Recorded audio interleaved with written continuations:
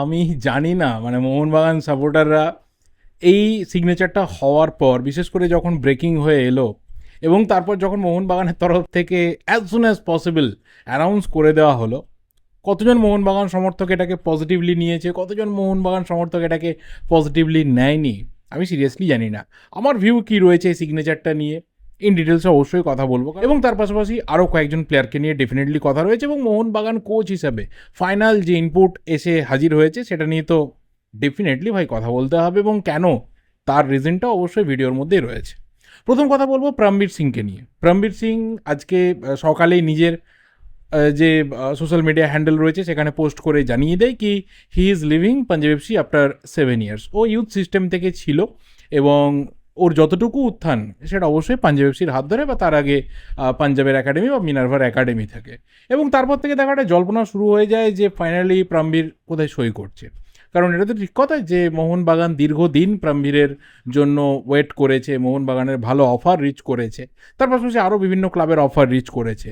পরশু দিনকে আমি শুনতে পেয়েছিলাম যে ইস্টবেঙ্গলের একটা ইন্টারেস্ট রয়েছে, কিন্তু সবাই আমরা জানি যে ইস্টবেঙ্গলের যে মানের ডিফেন্ডাররা রয়েছে এবং যেখানে আনোয়ার আলীর মতো প্লেয়ার রয়েছে সেখানে আর কেউ খুব একটা আসার মতো রিস্ক নিতে চাইবে না because of game time issue. এবং সেখানে মোহনবাগানের ক্ষেত্রেও কিন্তু game time is a big issue. এবং যদি আমরা ফরেন ডিফেন্ডারের দিকে দেখি, ইন্ডিয়ান ডিফেন্ডারের দিকে দেখি, এতটাই জ্যাম প্যাকড সিচুয়েশন, সেখানে প্রমবীরের মতো এত ইয়াং একজন অ্যাসপিরেন্ট ক্যান্ডিডেট কোথাও কিন্তু এরকম ক্লাবে আসতে হয়তো ফাইনালি চাইবে না যে আমি গেম টাইমকে কোথাও স্যাক্রিফাইস করেই ফেলবো। কিন্তু দেখো ফুটবলে ট্রান্সফার এমন একটা ব্যাপার যে অনেক সময় অনেক কিছু ঘটে যায়। এবার প্রমবীরের ক্ষেত্রে মানে থ্যাঙ্কফুলি যেহেতু আমাদের মানে ইন্ডিয়ান ফুটবলের একটা ইউথ এবং অবশ্যই আপকামিং যে জেনারেশনটা আসছে সেখানে কোথাও পোস্টার বয় হয়ে উঠতে পারে প্লেয়ারটা, সে ফাইনালি নর্থ ইস্ট ইউনাইটেড এফসিকে কিন্তু বেছে নিয়েছে তার পরবর্তী গন্তব্য হিসাবে, এবং সেখানে 3 বছরের একটা চুক্তি তার সাথে কমপ্লিট হয়েছে। এবং ডেফিনেটলি দেখো ওখানে গেম টাইম পেতে পারে, প্রচুর ইয়াং প্লেয়াররা ওখান থেকে উঠে আসছে। এবং নর্থ ইস্ট ইউনাইটেড এফসি এমন একটা টিম, ওই পাঞ্জাবের মতোই ফিডার ক্লাবের মতো তাদের সিস্টেম, তারা ডেভেলপ করতে পছন্দ করে এবং তারা ডেভেলপ করছেও, এবং একটা সেট আপ ওদের এই মুহূর্তে রেডি আছে। আই হোপ কি ওর এই যে বেড়ে ওঠার সময়টা, এখানে গেম টাইমটা প্রচুর পরিমাণে ওর জন্য দরকার, নর্থ ইস্টেও যাওয়াটা আমার মনে হয় ঠিক হলো। মোহনবাগান যে জায়গাতে রয়েছে বা অন্যান্য ক্লাবরাও যে জায়গাতে রয়েছে, যে ধরনের প্লেয়াররা রয়েছে, হয়তো আগামী 2-4 বছর পর তার জন্য রাস্তা তৈরি হতে পারে, সেটা যে ক্লাবেই হোক না কেন, আরও বেটার ক্লাব, মানে যেখানে অন্তত পক্ষে চ্যাম্পিয়ন একটা এনভায়রনমেন্ট থাকবে। মোহনবাগান ইস্টবেঙ্গল তো ডেফিনেটলি চ্যাম্পিয়ন এনভায়রনমেন্টের পাশাপাশি একটা বিরাট বড় ফ্যান এনগেজমেন্টও থাকে। তো প্রমবীরের সেই কেরিয়ারটা রয়েছে, ও কোথাও বড় ক্লাবে হয়তো ভবিষ্যতে অবশ্যই আসবে, কারণ একটা হিউজ কেরিয়ার ওর সামনে পড়ে রয়েছে। নেক্সট বিষয়টা অবশ্যই বলতে হবে রাহুল ভেকের ব্যাপারটা। রাহুল ভেকে ভাই এমন একটা নাম, ইন লাস্ট ফিউ ইয়ার্স প্রচুর আলোচনা হয়েছে, নেগেটিভ আলোচনা পজিটিভ আলোচনা হয়েছে। মানে ওর যদি আমরা কেরিয়ারের উত্থান দেখি, ইস্টবেঙ্গল, তারপর পুনে, তারপর মুম্বাই, বেঙ্গালুরু, এইসব বিভিন্ন জায়গাতে ক্লাব লেভেলে যে রাহুল ভেকের পারফরমেন্স খুবই ভালো, মানে ইগনোর করার মতো জায়গা সেটা নয়। কিন্তু দুটো পজিশনে খেলতে পারে, রাইট ব্যাক খেলতে পারে, সেন্টার ব্যাকে লাস্ট কয়েক বছরে নিজেকে খুব ভালোভাবে ডেভেলপ করেছে, মানে naturally he is a right back. কিন্তু একটা বড় ব্যাপার যে যখন এই রাহুল ভেকে আমাদের ন্যাশনাল টিমে জার্সি পরে নামে, খুবই অফুল পারফরমেন্স তুলে ধরে, সেই কারণে প্রচুর নেগেটিভ, প্রচুর হেট্রেড তাকে নিয়ে থাকে। কিন্তু যদি ওর ক্লাব লেভেলের স্ট্যাটস আমরা চেক করি, সেটা রিসেন্ট পাস্টে যদি দেখি, যে বিশেষ করে লাস্ট ওর আইএসএল কেরিয়ারটা বেঙ্গালুরু এবং মুম্বাই, এবং তার আগে কিছুটা এফসি পুনে সিটি, আমরা যদি ওর এই আইএসএল কেরিয়ারটাকে ট্র্যাক করি তাহলে দেখবো যে এক্সেপশনালি ওয়েল পারফরমেন্স, সেখানে শুধুমাত্র একজন প্লেয়ার হিসেবে না, অ্যাজ ওয়েল অ্যাজ একজন লিডার হিসাবে, ক্যাপ্টেন হিসাবে ওর যে কন্ট্রিবিউশন দ্যাটস সো হাই, এবং সেটা খুব হাই নোটেই অলওয়েজ থেকেছে।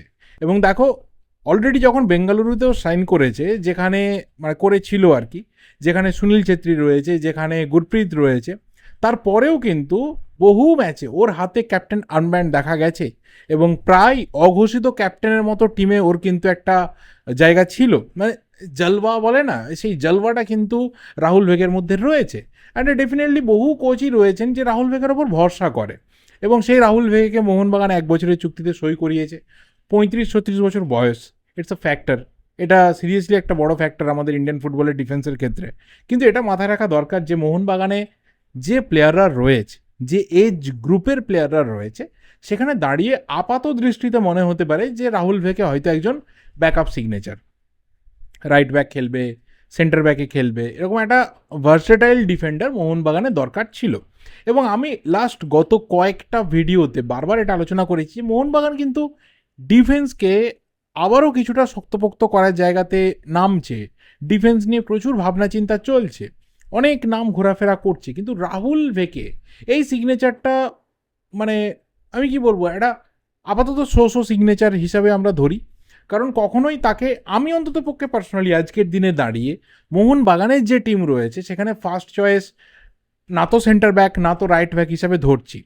কিন্তু এমন অনেক ভাইটাল সিচুয়েশন হয়তো আসবে যেখানে রাহুল ভেকের কিন্তু এক্সপিরিয়েন্সটা কাজে লাগবে, যেখানে রাহুল ভেকের লিডারশিপটা কাজে লাগবে, যেখানে রাহুল ভেকে যে লেভেলের কন্ট্রিবিউশন ওর আগের বিভিন্ন ক্লাবে রেখেছে সেটা কিন্তু কাজে লাগবে। অনেকে এখানে বলতে পারতো যে যদি এইরকমই একজন প্লেয়ারকে নিয়ে আসতে হয় যে আমার ব্যাকআপই হবে, তাহলে ওয়াই নট আমায় রানোয়ারে, কেন তার বিষয়টা নিয়ে কেরালার সাথে কথা বলা গেল না?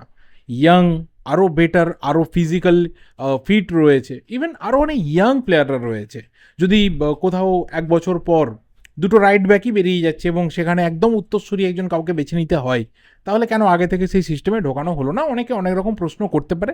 বাট দেখো, চুক্তিটা 1 বছরের, সেইটুকু ভেবে আপাতত এটাকে অ্যাকসেপ্ট করার দরকার রয়েছে এবং অবশ্যই অ্যাজ আ ব্যাকআপ অপশন হিসাবে অ্যাকসেপ্ট করে আপাতত ভাবনা চিন্তাতে রাখার দরকার রয়েছে। এটা আমার পার্সোনাল ওপিনিয়ন, আমি এইভাবেই পুরো সিগনেচারটাকে দেখছি। এবং এই সিগনেচারটা হওয়ার পর যেটা আমার ইনটিউশন হচ্ছে, আমি জানি না, আমি ভুল হতে পারি, ঠিক হতে পারি, হোয়াট এভার, মোহনবাগান কোচ হিসাবে সম্ভবত পিটার ক্র্যাটকেই আসতে চলেছেন সম্ভবত। আমি জানি না এখনো অবধি যে কাকে ফাইনালাইজ করছে মোহনবাগান, কিন্তু যে ধরনের সিগনেচার ট্রেন্ড আসছে, যে ধরনের প্লেয়াররা মোহনবাগানে জয়েন করছে বা যাদের নাম উঠছে, এই সিগনেচারগুলো কোথাও লিড করছে যে এই ধরনের প্লেয়ার পিটার ক্র্যাটকির সিস্টেমে খুবই আইডিয়াল, ভীষণভাবে আইডিয়াল। এবং এই ধরনের প্লেয়ারদেরকে নিয়ে তিনি কিন্তু বহু কিছু করতে পারেন, বহু কিছু করতে পারবেন এবং সেই দিকেই সম্ভাবনা কিন্তু এগিয়ে যাচ্ছে। এবং এটা আমার জাস্ট একদমই নিজের পার্সোনাল, আমার কোথাও মনে হচ্ছেই আমি বলবো, তবে দেখা যাক কি হয়। কারণ রাহুল ভেকের সিগনেচার অন্য কোনো Indian coach, Indian coach in the sense Indian super লিগে থাকা অন্য কোনো ফরেন কোচ খুব একটা ইনপুট দেবেন আমার অন্তত পক্ষে মনে হয় না। তিনি যদি পাঞ্জাবের কোচ হন বা তিনি যদি অন্য কেউ হন বা যদি পুরনো কেউ ফিরে আসেন, যে হাওয়াস ফিরে আসেন, রাহুল ভেকের ব্যাপার আমার মনে হয় না তারা খুব একটা সাজেস্ট করবেন বলে। হতে পারে সেই ব্যক্তি পিটার ক্র্যাটকে, এবং পিটারের সাথে একটা ভালো সম্পর্কই মোটামুটি ছিল মুম্বাই সিটি এফসিতে, হতে পারে সেটা। This is just my personal opinion, আমি শেয়ার করলাম। এর থেকে বেশি আর কিছু বলার নেই। বাকি যা আপডেট রয়েছে সেটা কালকে রাত্রে ভিডিওতে অনেক কটা বিষয় নিয়ে কথা বলেছি, সেটা যারা চেক আউট করেনি অবশ্যই চেক আউট করো। এই ভিডিওটা এই অবধি, ভালো লাগলে লাইক করো।